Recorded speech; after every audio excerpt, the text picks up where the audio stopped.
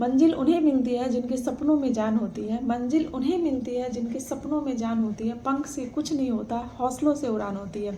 Hello friends, मैं Mary और मैं अपने चैनल मैरी चौधरी में आप लोगों का स्वागत करती हूँ। तो कैसे हैं आप लोग? आई होप आप लोग अच्छे होंगे और अपनी तैयारी मन लगा के कर रहे होंगे। तो आप अगर बीपीएससी टीआरई 4 की तैयारी कर रहे हैं और फर्स्ट टाइम में आप लोग सिलेक्शन लेना चाहते हैं तो आप लोग बिल्कुल सही वीडियो पर आए हैं, क्योंकि मैं इस वीडियो में आप लोगों को अपनी स्ट्रेटजी बताने वाली हूँ कि किस तरीके से मैंने अपनी तैयारी करी है और मैंने जॉब और फैमिली के साथ जो तैयारी किया है जिससे फर्स्ट टाइम में मेरा सिलेक्शन हुआ है और मैं बीपीएससी टीआरई 1 में मेरा सिलेक्शन हुआ है और मैं अभी बीपीएससी टीआरई की टीचर हूँ। मैं सभी टाइम टेबल और स्ट्रेटजी आप लोगों को बताने वाली हूँ कि किस तरीके से आप लोग पढ़ें और कैसे तैयारी करें जिससे आप लोगों की तैयारी अच्छे से हो जाए और फर्स्ट टाइम में आप लोग का सिलेक्शन हो जाए। और आप लोग वीडियो को लाइक तथा शेयर जरूर कर दीजिएगा और जो नए हैं मेरे चैनल पे वो सब्सक्राइब जरूर कर लीजिएगा तथा बेल आइकन को जरूर प्रेस कर लीजिएगा जिससे मेरी वीडियो की नोटिफिकेशन आप लोगों को सबसे पहले मिलेगी। और मैं इस तरह की वीडियोस लाती रहती हूँ, तो आप लोग वीडियो को सब्सक्राइब जरूर कर लीजिएगा। तो चलिए स्टार्ट करते हैं। आप लोग बीपीएससी टीआरई 4 की तैयारी कर रहे हो और फर्स्ट टाइम में सिलेक्शन लेना चाहते हैं तो ये सबसे पहली बात ये है कि आप लोगों का मोटिव केवल ये नहीं होना चाहिए कि हमें टीआरई का फॉर्म फिल करना है और हमें केवल एग्जाम में बैठना है। ऐसा नहीं होना चाहिए, हमें फॉर्म फिल करके एग्जाम में भी बैठना है और हमें क्लियर भी करना है। तो इसके लिए आप लोगों को है कि कुछ रूल रेगुलेशन फॉलो करने होंगे, अपनी जान लगानी होगी उसमें और आपकी अच्छे से पढ़ाई होनी चाहिए।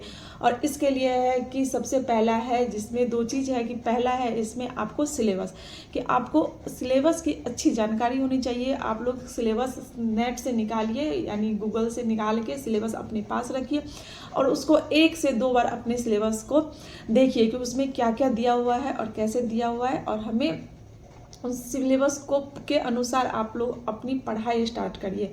और दूसरा है कि टाइम टेबल, आप लोग को अपने अनुसार टाइम टेबल आपको बनाना होगा जिससे आप लोग 10 से 12 घंटे की कम से कम पढ़ाई कर सके और अपना सिलेक्शन ले सके। अगर आप लोग केवल एक स्टूडेंट है और केवल आप पढ़ने का काम कर रहे हैं कि हमें पढ़ना है और हमें अपना सिलेक्शन लेना है, तो आप लोगों का 10 से 12 घंटा पढ़ना मस्ट है कि आप लोग को इतना टाइम देना ही चाहिए।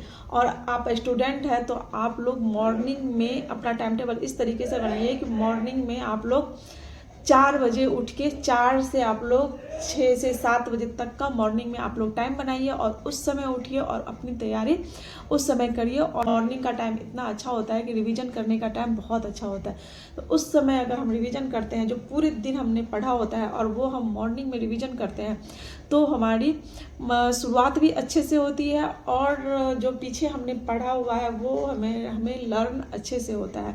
उसके बाद हम अपनी पढ़ाई आगे की स्टार्ट कर सकते हैं। और आप लोग 4-4 घंटे का टाइम टेबल बना करके, यानी 4-4 घंटे का आप टाइम बनाइए और बीच में आप गैप लीजिए, क्योंकि बीच में गैप लेना और हमें लंच हो गया, थोड़ा हमें एनर्जी भी चाहिए, क्योंकि पढ़ते पढ़ते मन थक जाता है तो एनर्जी चाहिए।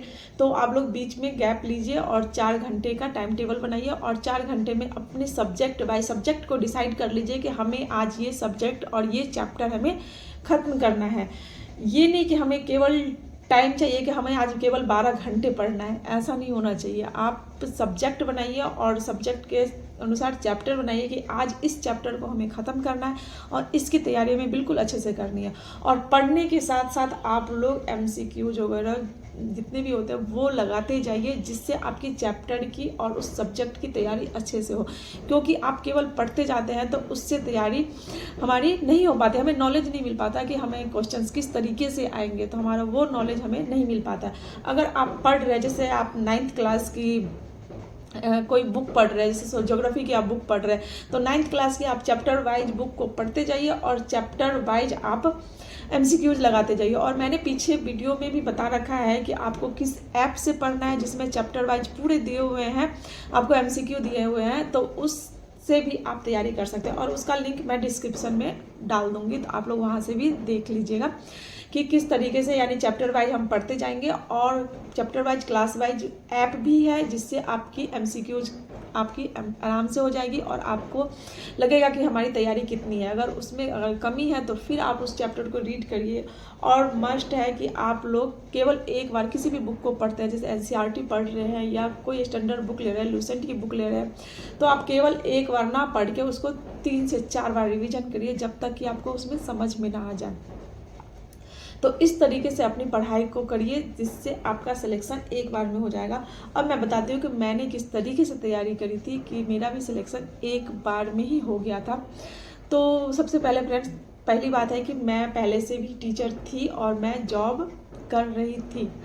और जॉब मैं मॉर्निंग यानी मेरी शुरुआत होती थी मॉर्निंग में 5 बजे, 5:30 बजे मेरी शुरुआत हो जाती थी। उसके बाद खाना पीना वगैरह करके हम स्कूल जाते थे। शाम को आती थी मैं, और शाम को मैं 4 साढ़े 4 बजे तक हम घर आ जाते हैं। तो उसके बाद मैं अपनी पढ़ाई को स्टार्ट कर देती थी। उसके बाद 4 से 6 आके मैं पढ़ती थी।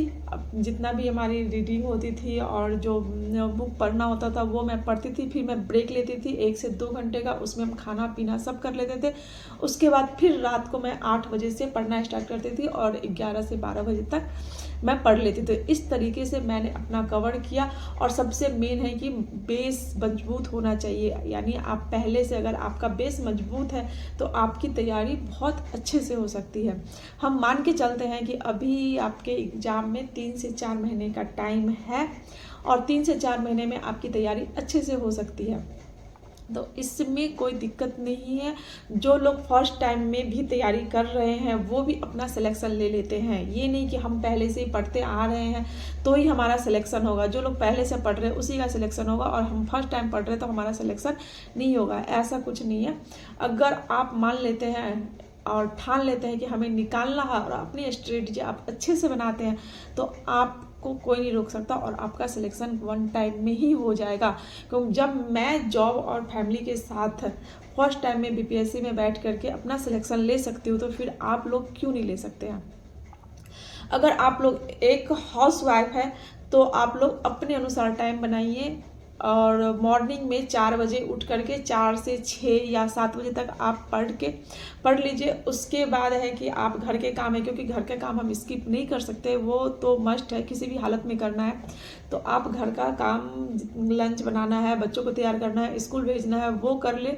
और उसके बाद आप 11 बजे तक फ्री हो सकते हैं। क्योंकि देखिए, हम अगर काम में हम लगे रहते हैं ना, तो हम लगे ही रह जाते हैं, पूरे दिन काम करते रहते हैं, काम ख़त्म नहीं होने वाला है। और उसी काम को हम टाइम से बांध देते हैं कि हमें इतने बजे तक काम हमें ख़त्म होना है, और इसके बाद में मुझे अपना नेक्स्ट टाइम काम करना है या हमें पढ़ाई करनी है। तो आपका काम वहाँ पे ख़त्म हो जाता है उतने टाइम में, और आपके अपना टाइम भी निकल जाता है। तो आप 11 बजे तक कोशिश करें कि मेरा सारा काम ख़त्म हो जाए, उसके बाद आप बैठ के पढ़ने लग जाए। तो 11 बजे से लेके या 12 बजे से लेकर के आपके शाम के 5 बजे या 6 बजे तक के आपके पास अच्छा खासा टाइम मिल जाता है, और उसमें आपकी पढ़ाई अच्छी हो जाती है। फिर आप रात में 8 या 9 बजे से लेके 11-12 बजे तक आप पढ़ सकते हैं। देखिए, जब हमें कुछ पाना होता है तो हमें बहुत मेहनत करनी होती है, हमें दिन रात एक करना होता है। ये नहीं कि हम रात में आराम कर रहे हैं या सो रहे हैं, हमारे पास टाइम नहीं है। ये बहाना बनाने वाले बहाना ही बनाते रह जाते हैं और उसका सिलेक्शन नहीं हो पाता है। तो बहुत आपको मेहनत करनी होगी, थोड़ी मेहनत करिए। कुछ अच्छे दिन पाने के लिए हमें बुरी रातों से भी गुजरना पड़ता है, तो बहुत मेहनत करनी होगी, अच्छी मेहनत करनी होगी, तभी आपका सिलेक्शन हो पाएगा। तो आप लोग अच्छे से पढ़ाई करिए और अपनी तैयारी अच्छे से करिए, और जिस तरीके से मैंने बताया, और मैंने बहुत सारे वीडियोज़ बना रखे हैं जिस पे मैंने बुक बताया हुआ है कि किस बुक से तैयारी करनी चाहिए, कैसे तैयारी करनी चाहिए। मैंने बहुत स्ट्रेटजी भी बता रखे हैं, तो वो आप पीछे इसको वीडियो में जाके मेरे होम पेज पे जा करके पीछे वीडियो जो वगैरह देख सकते हैं, जहाँ मैंने वीडियो बुक यानी बुक वगैरह सारे बता रखे हैं कि किस तरीके से पढ़ाई करनी है और किस तरीके से हम सिलेक्शन ले सकते हैं। और जो मैं बताती हूँ वो मैं रियल बता रही हूँ, क्योंकि मैंने एक बार में सिलेक्शन अपना लिया है, और जो मेरे पास बुक है मैं केवल वही बताती हूँ। जिस तरीके से मैंने पढ़ाई किया है तो केवल मैं वही बताती हूँ। तो आप लोग मेरा वीडियो भी देख लीजिएगा कि किस तरीके से मैंने पढ़ाई किया और किस तरीके से मैंने सिलेक्शन लिया है। तो आप लोग भी अच्छे से पढ़ाई करिए, अच्छे से अपनी स्ट्रेटजी बनाइए और अपना सिलेक्शन लीजिए, और 2025 में आप टीचर बन के आइए। तो चलिए, आज का वीडियो बस इतना ही, फिर मिलते हैं नेक्स्ट वीडियो में। तब तक के लिए जय हिंद, जय भारत, नमस्ते। Thanks for watching my video.